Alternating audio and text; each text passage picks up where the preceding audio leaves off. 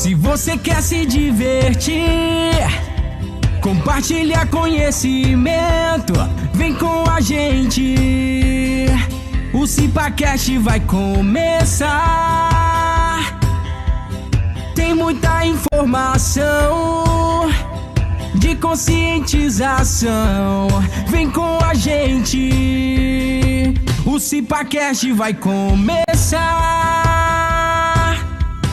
O PJ vem com tudo, contagiando para a prevenção e o clima animado. Projeto hashtag mochileiro da prevenção com o Instagram @PJShow. Bato palmas pra vocês que estão aqui de novo. Agradeço o carinho desse nosso encontro. Onde passo, deixamos nossa informação. Obrigado, galera. De bota, capacete, luva na mão. Vem com vocês, PJ, o Paulo Júnior.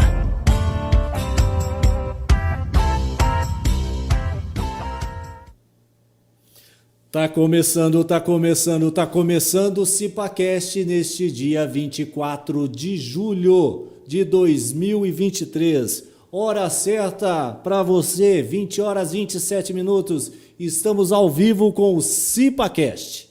Programa este que vai ao ar todas as segundas-feiras às 20 horas e 27 minutos aqui no YouTube do PJ Show. Obrigado a você que está em casa, você, a sua família. Estão todos bem?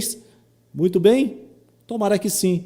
Nosso lema, somos todos anjos com uma asa só, e só podemos voar quando abraçados uns aos outros, é o nosso lema do CipaCast. Beleza pura? Vamos falar de segurança? Tá tudo seguro com você? Tudo beleza? E que tal viver 100 anos, hein? São de consumo de muita gente, né? Com qualidade, com bem-estar, poder curtir o que você conseguiu na vida toda e viver até 100 anos. Tem gente que fala, eu não vou viver tudo isso, né? E o assunto de hoje é esse. E a gente vai conversar com ele, vou pedir para que o meu amigo Zanon já jogue o meu convidado na tela e eu vou apresentá-lo. Seu nome completo é Marcos Canteiro. Sua profissão é médico. Quantos anos de profissão? 32 anos. E seu lema de vida, viver mais e melhor. Qual o seu Instagram? É o Dr. Marcos Canteiro. Marco Canteiro, Dr. Canteiro é o Instagram esse que está na tela. Ok? Deixa eu agradecer ao pessoal que está chegando por aqui, que está deixando os seus alô, já deixando o seu nome, a sua cidade, já vai deixando a sua pergunta, porque no gentil oferecimento de On Safety, Cesla, Grupo Querino, Instituto Querino, EHS, Introseg, Expo Proteção, Protec, Expo Emergência, FAP Online, EBB Comércios de Materiais Recicláveis, PJ Treinamentos, Vetor HSE e Revista Norminha, estamos iniciando mais um programa aqui da nossa série da 5ª temporada do CipaCast. Mais uma vez, obrigado pela sua companhia. Vamos juntos nessa parada para falar, para saber como viver 100 anos. E aí, doutor, tudo bem? Boa noite. Muito bom. PJ, muito obrigado pela oportunidade, pelo convite. É maravilhoso estar aqui com você nesse evento bacana do CipaCast e quero contribuir efetivamente para que você que está aqui nos prestigiando possa entender a possibilidade de você viver 100 anos bem. Porque a medicina tem feito, a ciência de uma maneira geral, tem feito você viver muito, dado soluções médicas, soluções de saúde, para que as pessoas vivam com intensidade. O problema é como viver. Então, tem dois pontos, por isso que o meu lema ali do viver mais e melhor, isso é importante. Eu tenho um argumento que só nas minhas palestras que eu faço, que o nome é Você Viverá 100 Anos. Eu falo isso com convicção, especialmente se você tem 30, 40, 50 anos, absolutamente você vai viver 100 anos. Sabe que tem, PJ, tem pessoas que, quando a gente pergunta assim, quantos anos você quer viver? Você pergunta para alguém de 20 anos, um garoto, um jovem, uma jovem de 20 anos de idade, a pessoa fala, até os 70 tá bom. Mas se você perguntar para alguém de 60, 55, e a pessoa não fala 70 mais, porque chegou perto.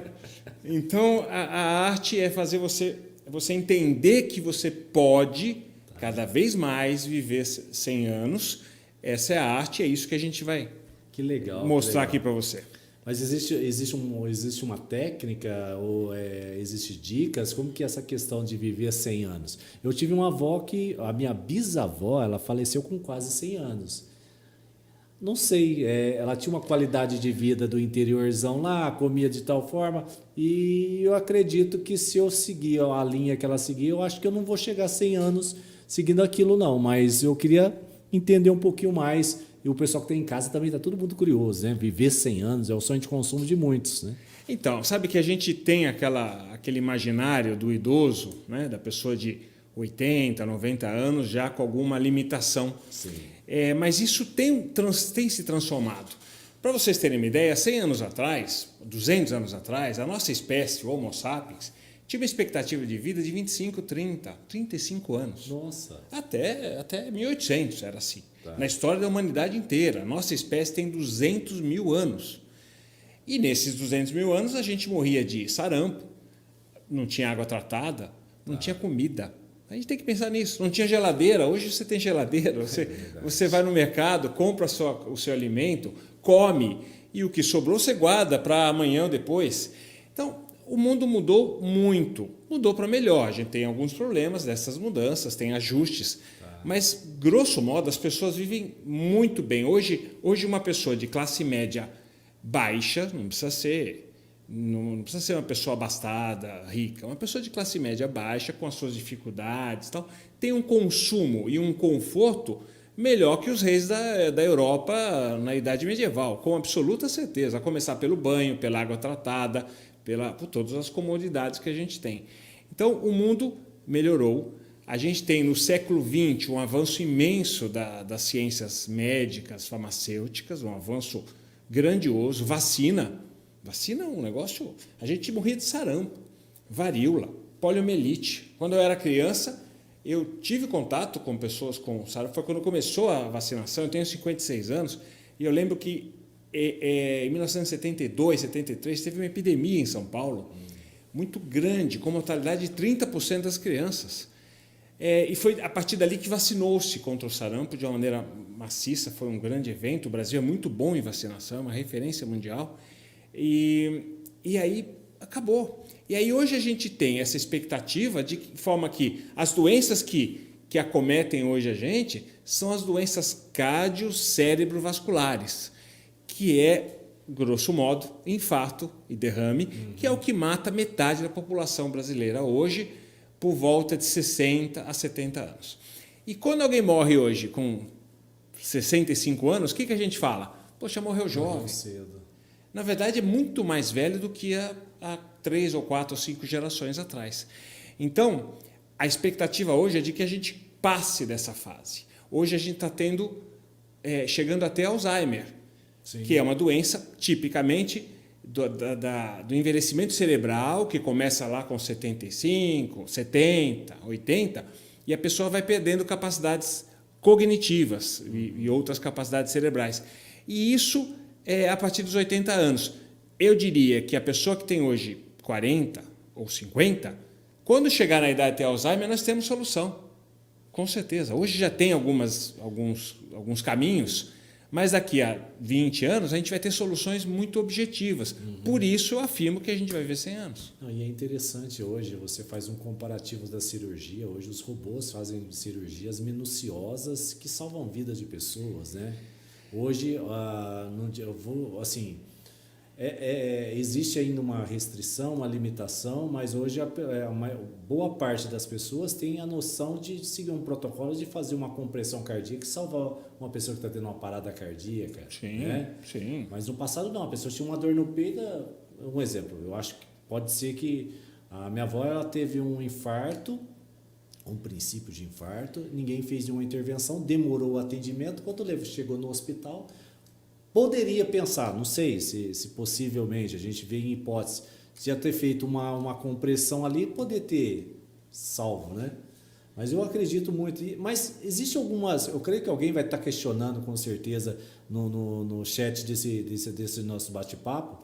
Hoje o agrotóxico, as comidas, as qualidades da alimentação, ela é precária. Mas mesmo assim, vão conseguir chegar a 100 anos? Eu acho que é aquilo que eu comentei, né? A gente teve avanços grandiosos. Sim. O nosso corpo foi feito, vamos pensar como é que era anos atrás, onde a gente não tinha alimento. Então, o nosso ancestral lá atrás, aquele remoto que a gente tem no imaginário, o homem das cavernas, ele matava um animal, ele matava um javali, um porco, um coelho, ele comia aquele animal, era assim que era, ele comia aquele animal, acabava o animal, ele comia às vezes até mais do que ele precisava, aquilo era depositado em forma de gordura. A nossa gordura que nós temos é um mecanismo de sobrevivência para um homem antigo, um homem que sempre foi, e que era fonte de energia. Porque ele ia passar uma semana até achar outro bicho. Ele ia ficar em jejum, ou ia comer pequenos vegetais, ia tomar água não tratada. Esse era o cenário. Era assim que funcionava o mundo. Aí ele consumia gordura. Ele consumia gordura nesse período. O que acontece hoje? Você come uma feijoada no sábado, ao invés de comer um prato, você come 2, porque está gostoso. Dorme à tarde e à noite o que você faz? Você come pizza. É assim que funciona. Sim. Então, você tem uma sobrecarga de alimentos estão disponíveis, ainda bem, é um baita avanço. Isso é depositado em forma de gordura e você não gasta essa gordura, porque amanhã, no domingo, vamos imaginar quem está no final de semana, vai ter um churrasco. Amanhã no domingo tem um churrasco com os amigos, ou tem a macarronada da mama. Então, vejam como o mundo melhorou. Agora, tem problemas? Tem. Para a gente ter esse alimento, essa disponibilidade de alimentos, existem uma produção em grande escala, que são os agrotóxicos, que são os defensivos agrícolas, na verdade. O objetivo é acabar com as infestações, as pragas, que podem diminuir a produtividade, e esses produtos eles são regulados. O mundo inteiro regula, existem alguns que têm mais ou menos evidência de que pode eventualmente ter algum prejuízo, mas eu sou muito positivo. Eu acho que existem autoridades no mundo que regulam isso. O benefício, se a gente for espremer, decidir, a gente quer viver no modelo de hoje, mesmo com defensivo agrícola. A gente tem a agricultura orgânica, que não tem defensivo agrícola, mas só que é mais cara, não consegue fazer em grande escala, porque tem infestação. Então, se a gente for decidir, queremos o modelo de hoje, 2023, ou o modelo de 1823 a 200 anos, é melhor de hoje. Certeza. Não tem a menor dúvida que é melhor de hoje. A ponto de que a gente mudou a expectativa de vida. A expectativa de vida de 200 anos atrás era 25. O país que mais tinha expectativa de vida, eu não sei exatamente porquê, era a Bélgica, na Europa, há 200 anos atrás exatamente, que era 28, 29 anos, com os dados que eles tinham. Entendi. Pode ter algum erro, mas de qualquer maneira, a mortalidade era muito precoce. A morte de crianças, mortalidade infantil de 200 a cada mil nascimentos. Nossa. Hoje no estado de São Paulo é de 16, 17. Nossa. Quando eu me formei, há 32 anos atrás, a mortalidade infantil era perto de 50 no Brasil. Hoje é 16, 17. É uma melhoria fantástica. Além disso, tem morte violenta. Além disso, tinha morte por guerra, tinha morte por peste, tinha morte no parto. Sabe que eu sou médico do trabalho, que é o que me habilita a transitar aqui no mundo da segurança com muito, muito prazer, muito orgulho. Mas a minha primeira formação, eu ainda sou obstetra, sou ginecologista obstetra, com título especialista. E o que a gente faz no hospital? Um obstetra faz no centro cirúrgico de um hospital? Evita a morte. Como é que era? Hoje, se você tem uma morte fetal, é uma tragédia, é uma coisa horrível, uma morte de um bebê. E se você tiver uma morte materna, é inadmissível hoje, né? Pode até acontecer, mas o conceito é de que não é tolerável e existem todos os cuidados para que isso não aconteça. Antigamente isso era uma rotina. Pessoal, para você ter uma ideia, alguns países pobres da África, o índice de mortalidade materna é de 4%. 4%. Uma mulher fica 4 de cada 100 mulheres que engravidam, 4 morrem de complicações, desde o início da gravidez até o final. Hoje, no Brasil, que tem todas as nossas carências, no Brasil, a mortalidade materna é de poucos casos para cada 100 mil gestações. Né? Então, ainda bem. Isso não era assim antigamente. É isso que eu insisto. Isso não era assim. A gente mudou profundamente. Quem passava pelas doenças próprias da infância, quem passava por essas infecções, quem passava pelo parto, quem passava pela tuberculose, aí sim poderia viver 50, 60 anos, mas com um aspecto muito envelhecido. Então você vê Charles Darwin, que fala da teoria da evolução das espécies, lá do século, exatamente do século XIX. Ele escreveu o livro lá da seleção, da origem das espécies em 1850 e pouco.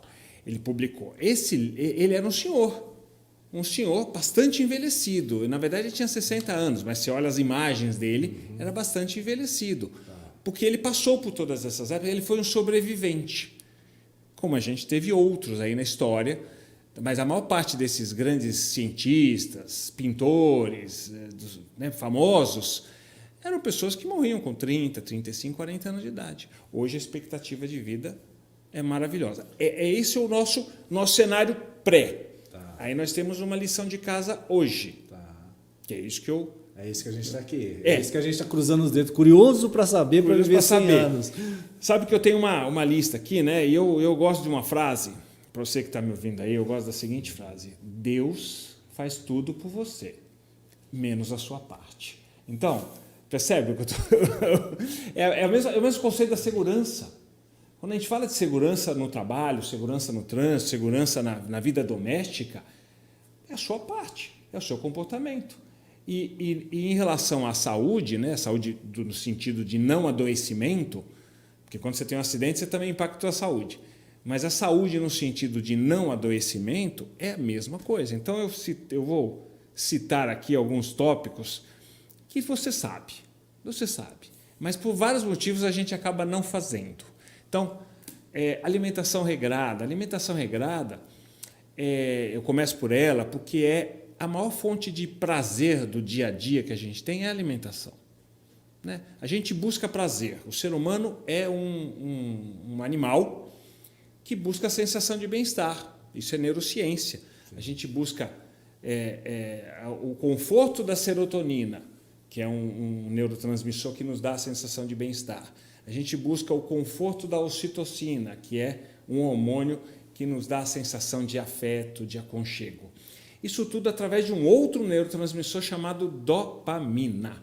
Dopamina é o que move o mundo, é o que move as outras espécies de mamíferos a buscar alguma coisa. Né?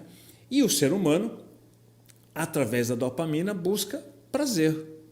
Então, o prazer mais fácil hoje é o alimento. Então, a gente come mais do que precisa e a gente come coisas que não são exatamente o ideal. Então, ter uma dieta equilibrada, deixando o prazer para momentos pontuais. Né? Sabe que eu tenho diabetes. Acho que é um negócio importante para citar aqui. Eu tenho diabetes, aquela tipo 1 tardia, que não teve gestão minha. É uma doença autoimune, não é hereditária, mas tipo 1, é igual a do adolescente e da criança. Só que eu comecei com 30 anos. Eu tive o privilégio, PJ, de começar a ter a diabetes depois da minha infância e adolescência. Então, eu pude ir nas festas comer brigadeiro e bolo. Deu tudo certo. Só que quando eu tinha 30 e poucos anos, comecei a ter uma diabetes tipo 1, insulino dependente. Então, eu tomo insulina 5, 6 vezes ao dia, depende do que eu como. E é muito legal porque eu tenho a oportunidade de usar insulina. A insulina foi criada em 1921. Então, até lá, eu teria morrido. Sim. Ter essa clareza é muito legal. Então, eu tenho a oportunidade de usar insulina, uso há 20 e poucos anos. Ela é transformadora, tem uma glicemia absolutamente estável, às custas da medicação, que é um produto que eu não fabrico, e às custas de uma dieta regrada, uma dieta disciplinada. Mas hoje, por exemplo, eu comi um chocolatinho depois do almoço. Chocolatinho diet, sem açúcar, mas eu me permitir o prazer. Entendi. Percebe? Quer dizer, pontualmente, eu quis aquela substância que me dá sensação de bem-estar, Sim. que me libera a serotonina, eu comi um chocolate sem açúcar. Legal. Tudo certo, bacana, gestão. Tudo em excesso é ruim, né? Tudo em excesso você tem algum preço a pagar. E eu sempre falo, qual é o preço que você quer pagar? Se você tem maus hábitos alimentares, o que for, se você tiver maus hábitos e quiser continuar com esses maus hábitos para ter prazer, tudo certo, é uma opção. Né? Cada um tem as suas escolhas, eu acho que é lícito, perfeitamente lícito. Mas tem um preço a pagar, que você vai morrer antes. Sim. Você vai perder a experiência dos seus 30, 40 anos de vida. Tudo em excesso é ruim, até a água em excesso é ruim, né? E o corpo precisa de água, mas bebe aí 20 litros. Sabe, 20 litros, você vai ter problema. A gente recomenda sempre 2,5, 3 litros de água, depende do tamanho da pessoa, do que a pessoa consome de exercício, né? Faça de exercício, mas é 2,5, 3,5 para uma pessoa maior. Aí, posso continuar aqui? Pode. Acho que a alimentação, assim, é um assunto grandioso, cabe um podcast só para alimentação, mas vamos em frente. Atividade física. A atividade física tem que ser, segundo a Organização Mundial da Saúde, a gente é sedentário se a gente não fizer, no mínimo, 150 minutos de atividade física aeróbica. 2 horas e... São 2 horas e meia, por semana, dividido em 5 vezes. Ixi. Isso dá 30 minutos por dia de atividade aeróbica, 5 vezes por semana, no mínimo. Isso contabiliza uma caminhada. Uma caminhada, para quem só a caminhada já é um exercício intenso. Tá. Se você tem 20 anos de idade e vai caminhar no shopping, não conta, tá certo? Não conta. Não vai fazer esforço cardíaco nenhum. Se você tem 70, 80 anos, uma caminhada pode ser bastante intensa para você. Tá. Né? Alguém como você, um cara jovem, magro, você talvez a caminhada a gente possa apertar um pouquinho. Tá certo? Corridinha aí, uma né? corridinha leve, uma bicicleta, Bacana. uma natação para quem tem essa possibilidade. Aliás, falando disso, eu fiz no ano passado um triatlo. Que legal. Eu acho que eu vi nas redes sociais sobre o triatlo. Você sabe que foi uma estratégia, porque eu sempre acho admirável fazer um triatlo. Eu fiz um triatlo curto, aquele que a gente chama de sprint, porque eu queria mostrar que eu conseguiria fazer, mostrar para mim, fundamentalmente para mim. Era um desafio, né? Porque eu tenho dificuldade de nadar, então para mim era uma coisa muito enriquecedora. E eu publiquei, eu divulguei, eu falei para todo mundo que ia fazer, para quê? Para poder fazer, porque eu assumi o compromisso. Para não passar vergonha. Para não passar vergonha. Então eu assumi o compromisso, fiz a inscrição na prova. É realizador. Você tem que ter como o Querino falou agora há pouco, né? Você tem que ter foco, tem que ter objetivos, tem que ter metas que, se você conseguir ter uma meta palpável, uma meta de solução, você constrói um caminho. Foi o que eu fiz. Eu treinei 2 anos natação, além da bicicleta, da corrida eu já faço. Mas natação eu treinei direitinho, fui sistemático e fui lá e fiz a prova. Que legal. Então, até para dar exemplo, cuida melhor da minha saúde, cuida melhor da minha diabetes. Sim. Né? Hoje eu continuo fazendo exercício, mas eu faço bicicleta, musculação e corrida. E eu faço todo dia. Isso é outra coisa importante da gente ter. Meia hora a 1 hora. Entendi. Mas todo dia, um dia ou outro que eu me permito falhar, um dia ou outro eu diria que é um dia a cada 10. Mas sente falta, né? Quando entra na rotina? Eu acho que, eu vou ser muito sincero, PJ, na verdade, para começar a fazer exercício, sabe aquele cara que fala que adora ir fazer exercício, adora ir na academia? Esse cara, na verdade, gosta da festa, não é do exercício, porque o exercício não é natural. Fazer o exercício, a gente foi feito para o movimento, mas sair de casa para ir para uma academia, fazer uma corrida, não é natural, é um esforço que a gente faz. A gente está habilitado, mas não é um projeto assim de prazer. Sabe quando é prazeroso? Quando você termina. Quando você terminou, você fez um esforço. Missão dada, missão cumprida. Missão dada, missão cumprida, você tem um orgulho pessoal, você tem uma inundação de serotonina. Mas para começar, Se você for ficar esperando aquela coisa, vou esperar ter a motivação. Putz, você não vai, você vai para a culpa no está muito sol hoje, ou não, hoje estava chovendo, hoje está frio. A gente sempre vai ter, porque o nosso corpo ele quer a preguiça. Sim. O nosso antepassado, lá atrás, ele só saía do repouso para duas coisas. Buscar comida, três coisas. Buscar comida, fugir de uma ameaça, de um ataque, e para ter sexo. O nosso organismo biológico, lá primitivo nosso, vamos pensar que nós temos um cérebro primitivo igual o leão. Ele quer o sexo para a reprodução, ele tem um instinto sexual, ele tem o instinto do alimento, então ele vai matar uma presa, vai buscar uma fruta, e ele tem o instinto da sobrevivência, então ele vai fugir de um ataque. É isso. Só que o ser humano tem a área frontal, que a gente chama de córtex pré-frontal, no cérebro, que é o que nos diferencia da maioria dos outros animais, que nos dá sonhos, deseja. Só ver esse ambiente que a gente está, cheio de tecnologia, cheio de conforto, cheio de coisas que a gente tem. Isso é o nosso córtex pré-frontal tendo sonhos. Alguém sonhou com a luz elétrica, olha o que deu. Que espetáculo. Thomas Edison, salvo engano. Que bom. Que bom que esse homem tentou muitas vezes, no século XIX, foi há muito pouco tempo atrás, Thomas Edison ele descobriu como fazer a energia elétrica e transformou o mundo positivamente, de uma maneira maravilhosa. Então, porque a gente tem esse sonho. E quando o sonho se transforma num projeto, seja ele qual for, um sonho individual, um sonho empresarial, um sonho de país, um sonho de nação, seja qual for o sonho, você constrói um projeto. E aí tem tarefa todo dia, é o que eu sempre falo das tarefas. Todo dia tem uma tarefa dentro. Isso aqui que nós estamos fazendo, é uma honra para mim estar aqui com você no CIPACast, faz parte de um projeto. É uma atividade é uma tarefa dentro de um projeto de transformação de pessoas que têm a oportunidade de nos ouvir. Com certeza, então, não são pouca gente, não. Eu acredito que quando eu falei para algumas pessoas, falei, olha, vocês vão ter a oportunidade de ouvir uma pessoa que vai te sugerir para você vai ter a chance de viver 100 anos. Eu falei, cara, esse eu não perco de jeito nenhum. Então é muito bacana. Tipo, hoje as pessoas...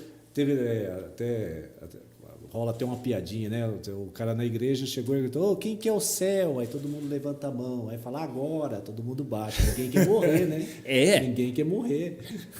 Na verdade, a vida é muito intensa. Salvo situações pontuais, que é depressão severa, que é situação de suicídio ou ideação suicida, que isso merece cuidado, acolhimento, tratamento. Sim. É uma situação grave, pontual. As pessoas, mesmo pessoas com dificuldades, querem continuar vivendo. Porque tem a esperança, tem a fé, tem o projeto de melhoria. Isso que a gente consegue ver o amanhã. O leão não vê o amanhã. O leão não tem a capacidade. Estou falando do leão porque é um animal que é simbólico para a gente, né? Pela força, pela grandiosidade e tudo. Mas o leão não sabe que amanhã ele vai precisar comer a zebra de novo. Uhum. Certo? Ele come a zebra, ele mata a zebra, come o que ele quer e volta para dormir. O instinto é esse. Aí que amanhã é o ou depois... nosso do passado, né? Pelo que você está comentando. Não, é exatamente o mesmo. Só que nós tivemos algum desconforto. E a gente foi criando o fogo, a gente foi criando soluções no decorrer O abrigo, né? É verdade. O abrigo, a vestimenta... A gente foi criando soluções... Facilidade de buscar cortar a carne com pedaços de pedra, né? Não é transformador? A nossa... tem um livro que eu recomendo, super recomendo. Aliás, uma das coisas que está aqui, né, nas recomendações é leitura, aprendizado. Sim. E um dos que eu gosto muito é Sapiens, do Harari. É espetacular o livro. É um livro denso, difícil de ler... Mas você consegue entender, ele vai comparando a história da humanidade com a biologia do ser humano. Que legal. Então é um livro, recomendo, Sapiens, depois tem o Homo Deus, que é o outro livro na sequência também, maravilhoso, fala de inteligência artificial, coisas maravilhosas. Ixi. É um assunto grande. Vamos dar mais uma dica importante aqui. Podemos continuar? Pode, manda ver. Sono. Esse eu gosto. Sono a gente precisa dormir bem. O sono é quando a gente repara o nosso cérebro. O nosso cérebro ele passa durante o dia inteiro em atividade. Aqui eu estou falando, você está me ouvindo. Os nossos cérebros estão funcionando. Quando ele funciona, ele tem um desgaste, ele tem um consumo de energia. Só para você ter uma ideia, 25% do que a gente gasta de energia é no nosso cérebro. Imagina que o nosso corpo pesa 80 ou 90 quilos e o nosso cérebro pesa 1 quilo. Nossa. E a gente gasta 25% da nossa energia no cérebro. Então, vejam como o cérebro tem um consumo muito grande para todas as atividades conscientes e inconscientes que a gente tem, né? À noite ele precisa descansar. À noite tem todo o mecanismo de reparação das células, dos neurônios. O sono tem que ser profundo, é quando você consolida a memória, consolida algumas situações de aprendizado. Tudo isso é feito de madrugada. Então, o sono deve ser de 6, 7, 8 horas. Os adolescentes e crianças dormem mais. A gente tem o mau hábito de achar que o adolescente é folgado, porque vai dormir às 11 no final de semana e não quer acordar até às 9, deixa dormir, está reparando o cérebro. Tem alguns neurocientistas com bons argumentos de que estudar às 7 horas da manhã é um grande pecado com as crianças, com os adolescentes, porque eles deveriam dormir um pouco mais do ponto de vista fisiológico. Mas o que eu quero passar aqui, a mensagem é: dormir é importante. Ficar assistindo um filme de tensão, assim, um filme de estresse, um filme que te agite até 1h da manhã, você vai dormir às 3, vai ter que acordar às 5h30, 6 horas para ir para trabalhar. Não foi bom, não vale a pena. É um preço que não vale a pena pagar. E não tem como repor o sono, né? Não tem. E as pessoas, assim, uma recomendação, acho que foge um pouco do assunto, a pessoa que trabalha nas madrugadas, essa reposição matutina, vespertina no sono é substituído nas noites? Não? Trabalho em turno é sempre muito penoso, mas alguém precisa trabalhar. Então, os policiais, as fábricas que têm turno de revezamento ou turno fixo, os hospitais. Algumas vezes eu ainda dou plantão, dei plantão muito tempo, né, no meu começo de carreira, os 10 primeiros anos, como obstetra. Tudo isso tem um preço, vamos dizer assim. Mas você pode minimizar isso. Você tem um mecanismo circadiano que no começo da manhã, quando o sol aparece, a luz do dia libera alguns hormônios do nosso corpo que são feitos para a energia, para a atividade, que é o cortisol, que é a testosterona, que é o estrogênio, que é o hormônio tireoidiano. São hormônios que têm uma função de atividade. Essas gera à noite, gera durante o dia. Durante o dia. À noite eles diminuem. Tá. É fisiológico isso. Tá. Isso é o ritmo circadiano. Tá. Muito bom. Quando você trabalha à noite, o que aconteceu? Você não tem esses hormônios na sua excelência, porque está escuro ou tem uma luz artificial, mas não é a luz do sol, então você acaba tendo uma alteração em relação a essa produção dos hormônios, e quando amanhece, você vai liberar esses hormônios que bloqueiam o teu sono. Então, a recomendação para que você durma é que você esteja, quem trabalha à noite, por exemplo, que volte para casa de manhã, ou volte para casa 4, 5 horas da manhã, em alguns turnos é assim.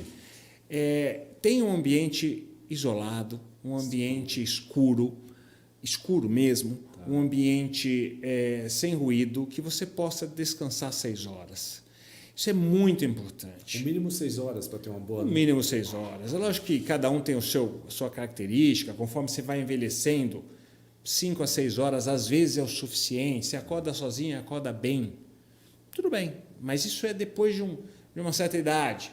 Depois dos seus 50, 60 anos, os idosos tendem a dormir um pouco menos. Desde que a pessoa se repare, desde que ela acorde bem, disposta e sem o despertador, está tudo certo, eu não vejo nenhum pecado. Tá? Mas a dica é dormir no melhor ambiente, simulando a noite. Então, sem ruído, sem luz e num ambiente confortável, temperatura adequada, não pode estar frio, não pode estar calor. Então, são essas estratégias que são importantes para a reparação. Vamos para um próximo? Vamos lá. Estou anotando aqui. Está anotando? Existe uma... sexo. Vamos falar de sexualidade humana. Sexualidade, lembra que eu falei que a grande fonte de prazer é o alimento? Sim. Né? É o alimento. Mas existe a sexualidade como uma grande fonte de bem-estar, de prazer, e que tem sempre uma questão aí de algum mito, né? Você não fala muito, as pessoas têm os seus preconceitos, os seus tabus. Então, religiões, as religiões também direcionam isso, mas a sexualidade humana faz parte da biologia humana. Sim. Faz parte, é importante, deve ser prestigiada, porque é uma fonte de prazer, é uma fonte de afeto. Então, a sexualidade, o carinho, o amor entre as pessoas, o cuidado do outro, é algo transformador. Então, eu sempre brinco, quando um casal tem uma atividade sexual, uma relação sexual, deveria celebrar, tem que ser com carinho, tem que ser com entrega, tem que ser com amor ao próximo. Empatia, cuidar do próximo, querer o bem-estar, querer a realização, o prazer. Não é fácil, os casais que se conhecem há mais tempo conseguem ter uma experiência sexual bacana, mas sempre, depois de um tempo de casados, tem que ter uma certa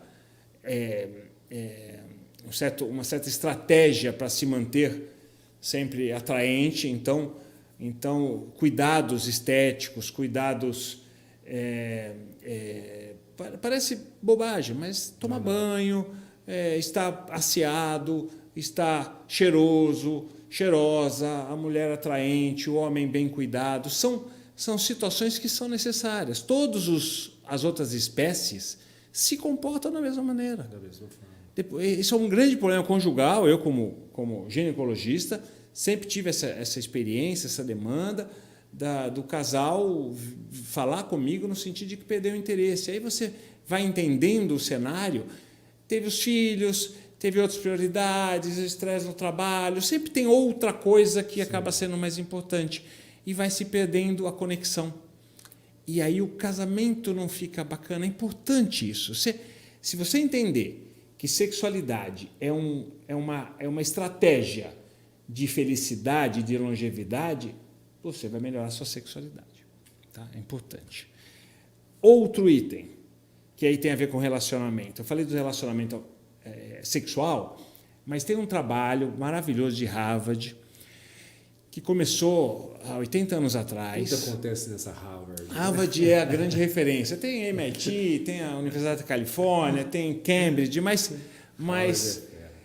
Harvard é uma referência. Né? E tem esse estudo de 80 anos, já passou por 4 ou 5 coordenadores médicos, que são psiquiatras, que eles morreram, inclusive, né?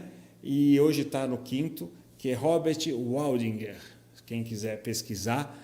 É uma pesquisa que mostra que o envelhecimento começou lá atrás, com pessoas jovens, que hoje vários já morreram, mas vários ainda continuam vivos com 80, 90 anos. E o item mais importante na sensação de bem-estar, na longevidade, né, o item mais importante são os relacionamentos. Relacionamentos com família, com amigos, com colegas de trabalho, com a percepção de você se sentir útil, a percepção de você não ser solitário, que é o que acontece muitas vezes com a pessoa que vai envelhecendo, vai perdendo conexões. E então os relacionamentos saudáveis, relacionamentos enriquecedores, você aprender com alguém, você admirar alguém, você admirar o seu cônjuge, o seu marido, a sua esposa, você admirar, você querer bem, isso faz bem para você. Faz bem. Tem um ensinamento de Cristo, né, que eu gosto, não do aspecto religioso, mas do aspecto que não estou falando como cristianismo, estou falando como filosofia. Sim. Amar ao próximo como a si mesmo. Essa lição é uma lição que o maior beneficiário é quem ama. Absolutamente, e essa pesquisa de Harvard demonstra isso, que a pessoa que é cuidadosa com os outros, que tem empatia, que tem relacionamentos prósperos, felizes, essa pessoa se sente melhor e se sente feliz na sua longevidade, né? Então, relacionamentos. Preservação da saúde mental. O Guerino nos ensinou aí no outro podcast sobre inteligência emocional. Então, ter equilíbrio, ter autoconhecimento, é fundamental autoconhecimento, ter projetos, conseguir gerenciar as suas emoções. É um assunto grandioso, assunto para a gente falar. E a gente vai ter outras oportunidades para a gente entrar item a item. Eu só estou dando umas viajadas aqui, que eu acho que tem muita coisa para a gente entregar para o pessoal que está em casa. Tem gente que precisa ouvir tudo isso aqui para realmente, não somente há 100 anos, eu acredito há uns 200 anos. Então, sabe que existem teorias de que 100 anos, daqui a esse meu slogan, você viverá 100 anos, daqui a 30 anos talvez ele seja ultrapassado. É possível. Se você for pensar na prospecção de números aí, de 25 de 25 a 70, tem um bom caminho em 200 anos. Hein? Pode ser. Existe o sonho da imortalidade.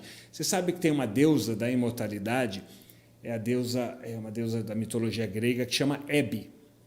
E a Hebe era a deusa da juventude e imortalidade. Vocês vejam que, na verdade, o grego era alguém inteligente, porque os outros que foram imortais envelheceram. E eles iam envelhecendo sem morrer.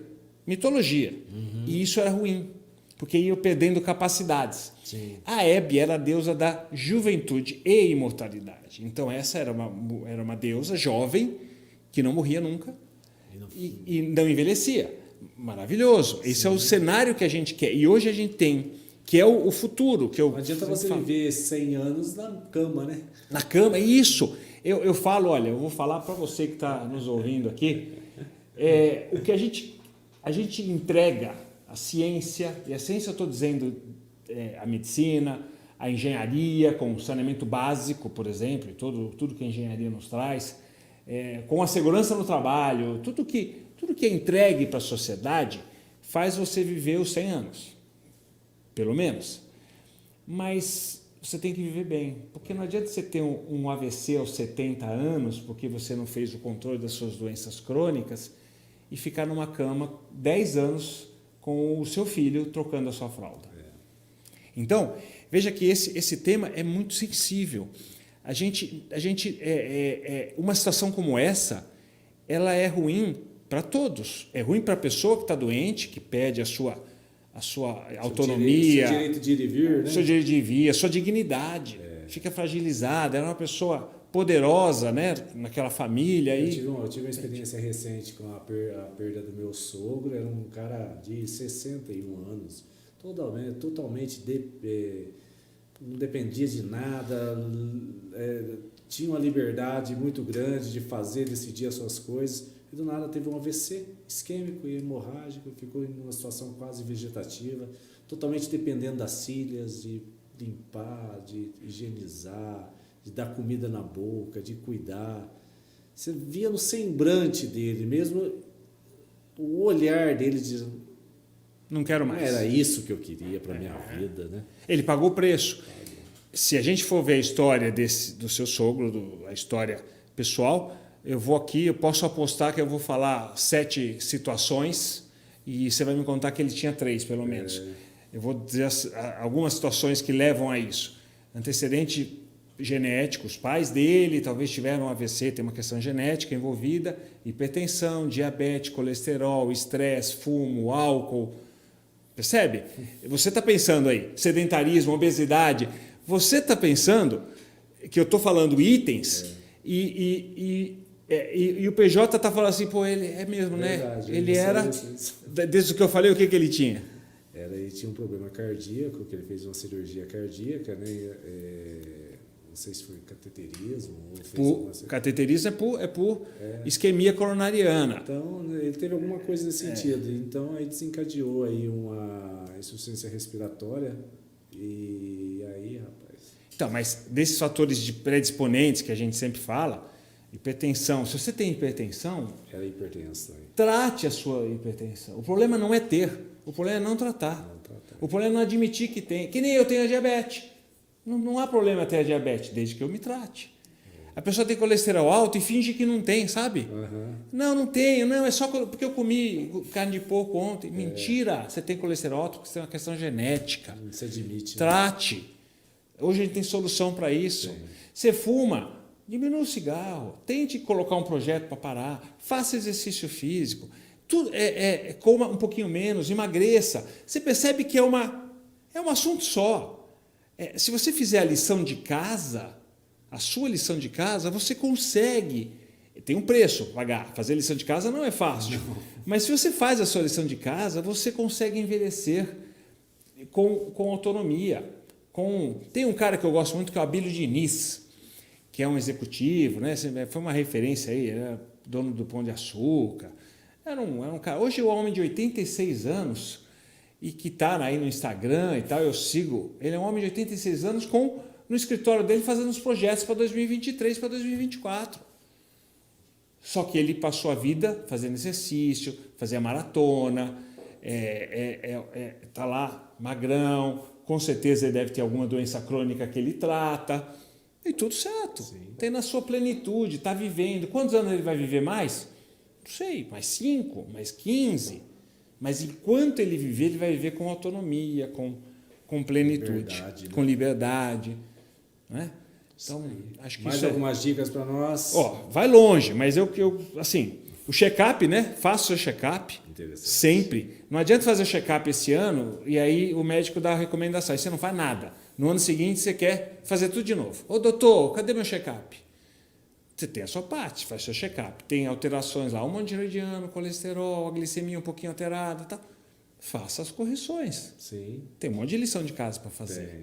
E o futuro, e aí acho que para a gente falar muito sobre o futuro, hoje a gente tem engenharia genética funcionando. Hoje você consegue fazer um estudo de perfil genético, alguns laboratórios grandes já fazem isso, que há 20 anos atrás era inacessível financeiramente e tecnicamente. Hoje você compra um estudo genético por valores possíveis. Valores assim que você compra em vezes no cartão, não é assim aquela coisa impossível. E você consegue ter um estudo genético da sua predisposição genética de alguns cânceres e algumas doenças. Maravilhoso. Maravilhoso. E daqui a 10 anos, ou 15, não sei, em algum momento, nesses próximos anos, a gente vai conseguir fazer tratamento genético específico para aquela pessoa.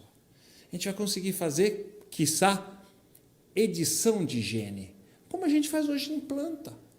Hoje, aquele que a gente fala, né, dos alimentos transgênicos, que são muitas vezes mal vistos, né? A gente até falou dos alimentos agora há pouco, mas dos alimentos transgênicos. O que é um alimento transgênico? É você pegar a melhor muda.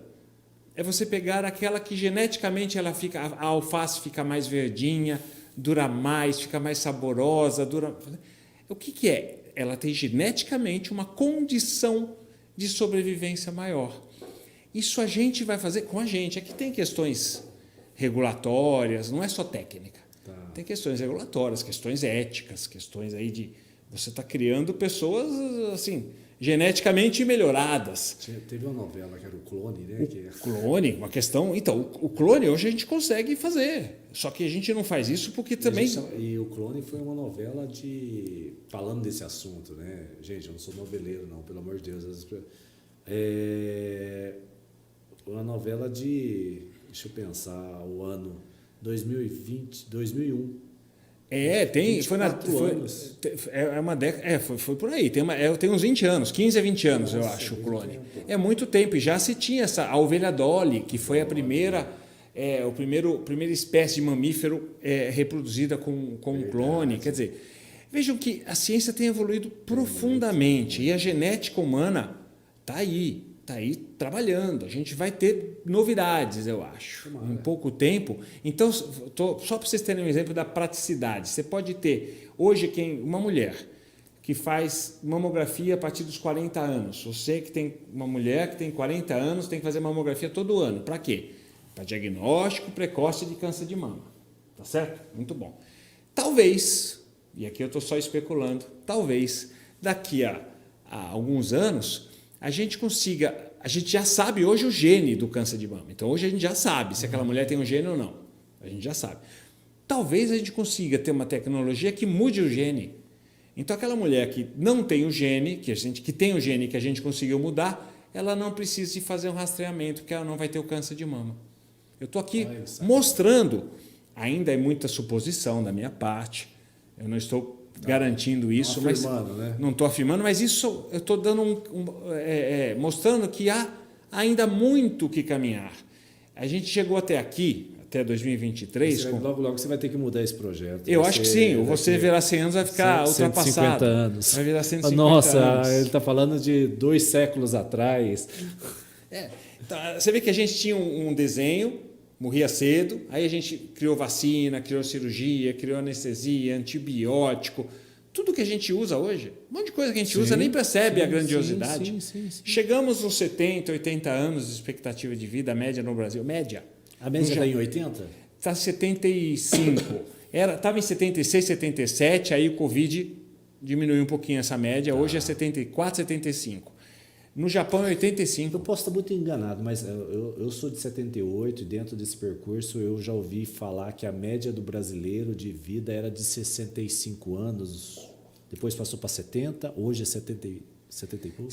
A média do Brasil é 74, 75 no Brasil. Quando você pega estado de São Paulo, essa média está quase 80. Nossa. Quando você pega algumas regiões do país com menor assistência, mais carentes, porque São Paulo tem oferta. Tem oferta da ciência, é isso que a gente fala. Tem saneamento básico, tem imunização para todo mundo, tem recurso tecnológico, mesmo com as carências SUS. Nordeste, então, isso é menor. Nordeste é um pouco menor. Você sabe que tem um trabalho que é uma pesquisa extraordinária. Na cidade de Chicago, Estados Unidos, cidade grandiosa.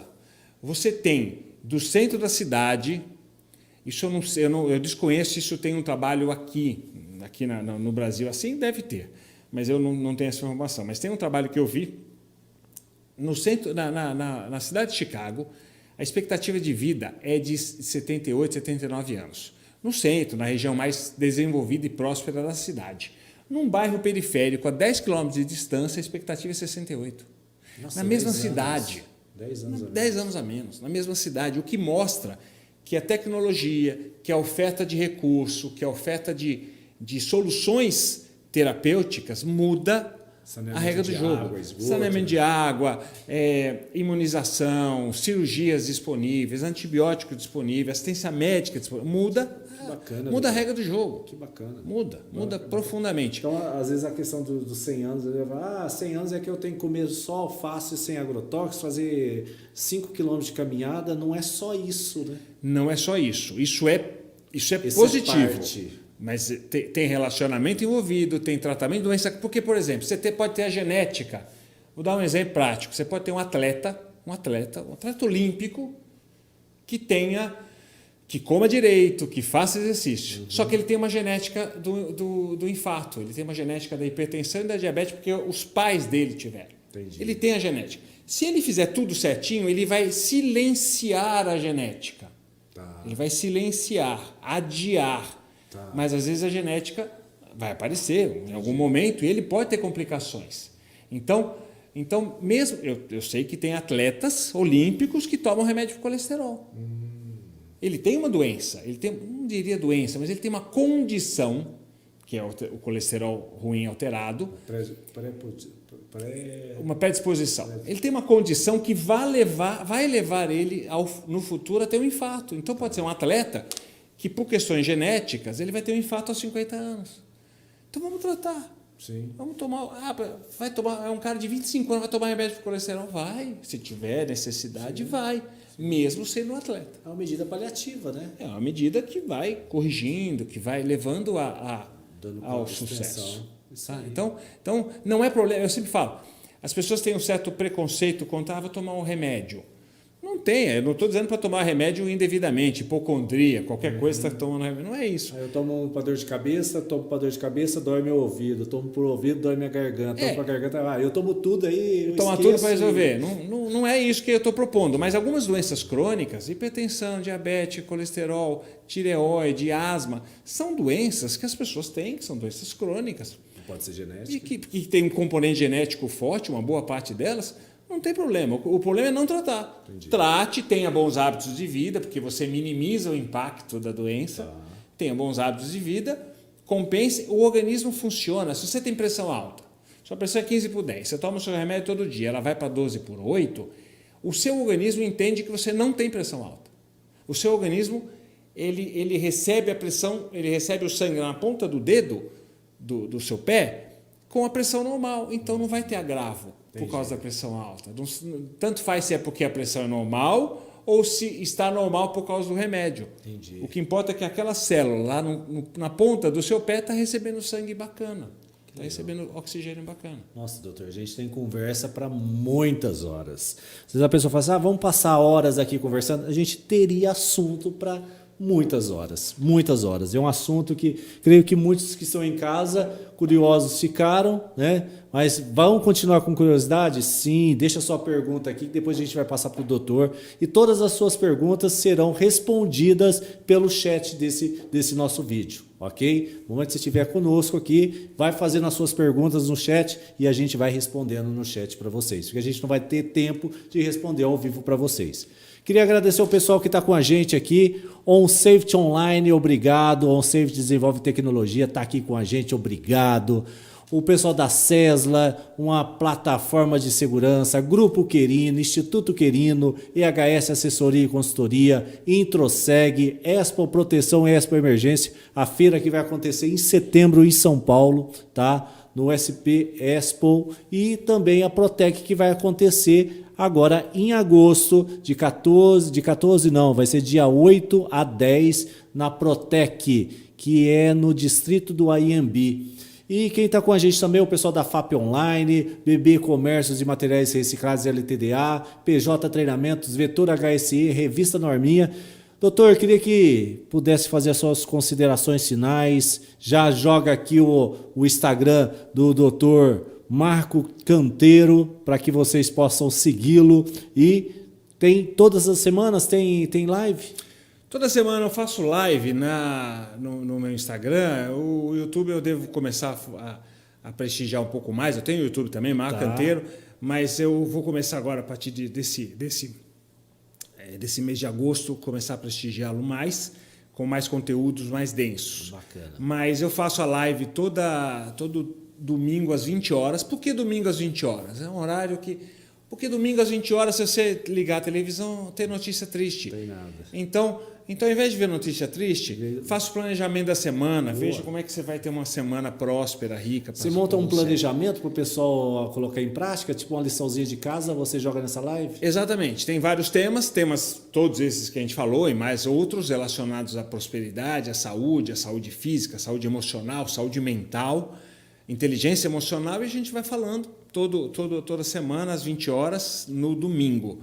No canal do... 20 horas em ponto. 20 horas em ponto. Okay. Começa às 20 horas em ponto, termina 20h30, 20h40, depende ali do... Eu não gosto de também prolongar muito, porque no Instagram é mais rápido, a dinâmica é maior. Mais rápido. Aqui no YouTube é que a gente acaba tendo uma densidade maior. Eu faço as palestras também nas CIPATs para as empresas, né, sobre saúde. E queria, só finalizando, a minha sugestão quando eu falo de transformação de pessoas é enganar a morte. Se a gente entender, é verdade isso, se a gente entender que a morte é algo que seria próximo de nós e a gente engana ela todo dia, quando a gente come alguma coisa, a gente está enganando a morte. É grandioso quando você vê assim. E é feliz.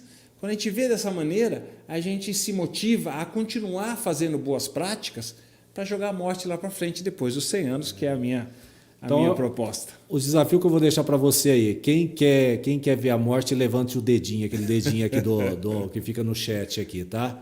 Os que não tiver nenhum dedinho, eu sei que ninguém quer morrer. Gente, muita saúde para todo mundo, obrigado pela oportunidade. Na semana que vem eu volto com mais um programa do CIPAcast. Gratidão a vocês, fiquem bem. Sábado que vem nada. Segunda que vem estaremos aqui às 20 horas e 27 minutos. Tchau, valeu, tchau.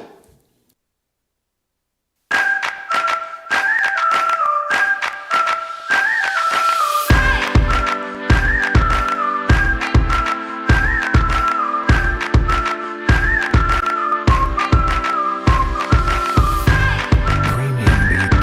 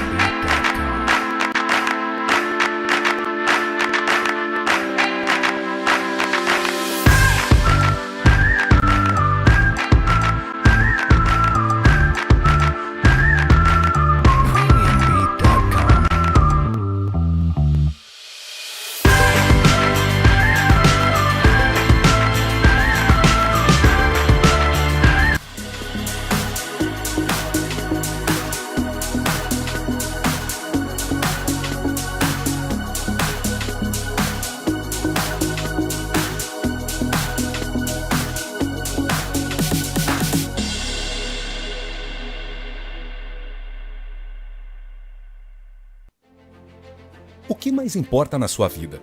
Sua saúde? Seu trabalho? E se você pudesse cuidar da sua saúde e da segurança dos seus negócios no mundo totalmente digital?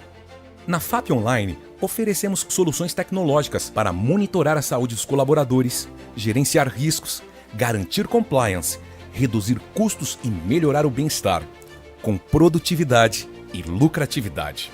Somos mais que uma empresa de tecnologia. Oferecemos assessoria especializada, rede credenciada e serviços de saúde ocupacional e segurança do trabalho. FAP Online, há 10 anos criando um mundo digital para cuidar da vida real.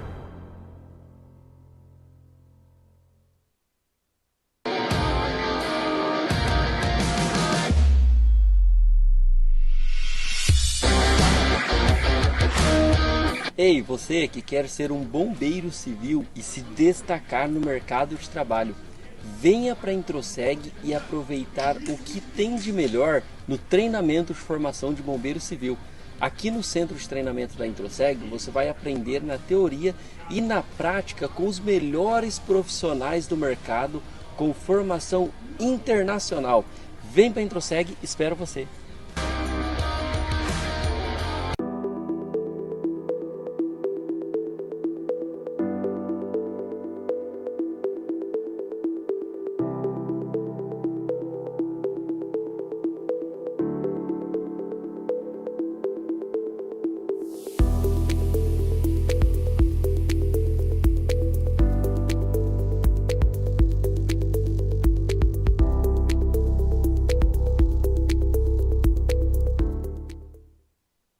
Pequenas atitudes, grandes resultados. PJ Treinamentos, palestra, cursos, prevenção de acidentes com criatividade. E nossa palestra tem muitos personagens. PJ Treinamentos, é só conhecer que tenho certeza vai te surpreender. Palestra, cursos e eventos é a melhor opção. PJ Treinamentos é a melhor da região. PJ Treinamentos, palestras, cursos e eventos. Pequenas atitudes, grandes resultados. Prevenção de acidentes com criatividade. Temos personagens como palestrante cadeirante, vovô palestrante, Angelino, um boneco ventríloco, show de stand-up com ventríloco humano e o quadro ventríloco, show de paródias e muito mais. WhatsApp 19 98290 5040. Siga PJ Show no Instagram e YouTube e acesse www.pjtreinamentos.com.br.